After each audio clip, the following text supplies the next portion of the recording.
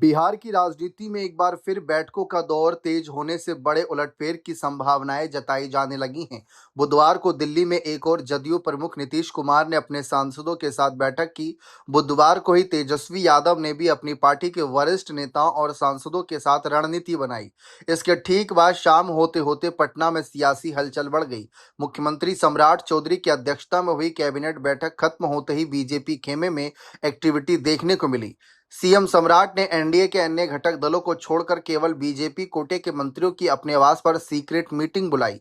बंद कमरे में हुई इस गोपनीय चर्चा के बाद मंत्री पिछले दरवाजे से निकल गए, जिससे कयासों का बाजार गर्म हो गया।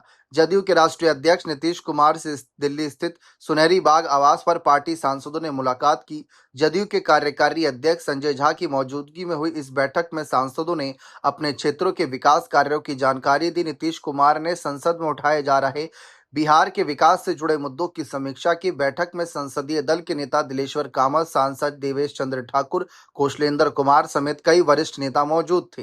दिल्ली में जहां आरजेडी के राष्ट्रीय कार्यकारी अध्यक्ष और नेता प्रतिपक्ष तेजस्वी यादव ने भी अपनी पार्टी के सांसदों और वरिष्ठ नेताओं के साथ एक अहम बैठक की। इस बैठक में पार्टी के आगामी राजनीतिक रणनीतियों, बिहार के ज्वलंत मुद्दों और संसद में जनहित के विषयों को मजबूती से उठाने पर गहन मंथन हुआ। नीतीश कुमार की लगातार 2 दिनों की मीटिंग के बाद इस बैठक को काफी महत्वपूर्ण माना जा रहा है।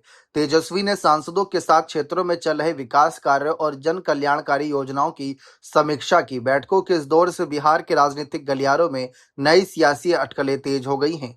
दिल्ली में नीतीश तेजस्वी की अपनी पार्टी के सीनियर नेताओं के साथ बैठक पर पटना की पैनी नजर थी। पटना में कैबिनेट मीटिंग समाप्त होते ही मुख्यमंत्री सम्राट चौधरी ने बीजेपी मंत्रियों को अपने आवास पर मीटिंग का बुलावा भेजा। इस विशेष बैठक में एनडीए की सहयोगी पार्टी जदयू, हम और आरएलएम के मंत्रियों को शामिल नहीं किया गया।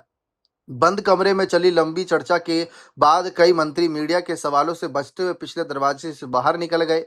बांकीपुर उपचुनाव में बीजेपी की हार और नई राजनीतिक सेटिंग्स की आशंकाओं के बीच इस सीक्रेट मीटिंग को काफी अहम माना जा रहा है। फिलहाल भाई वीरेंद्र के बयान की ओर गौर करें तो बिहार के राजनीतिक गलियारों में निश्चित रूप से कोई बड़ी खिचड़ी पक रही है। आने वाले दिनों में इसके गंभीर राजनीतिक परिणाम भी सामने आ सकते हैं, ऐसा उनका कहना है। फिलहाल मुख्यमंत्री सम्राट चौधरी पर लगातार प्रशांत किशोर भी हमलावर हैं, लेकिन दूसरी तरफ नीतीश कुमार तेजस्वी के मन में क्या चल रहा है?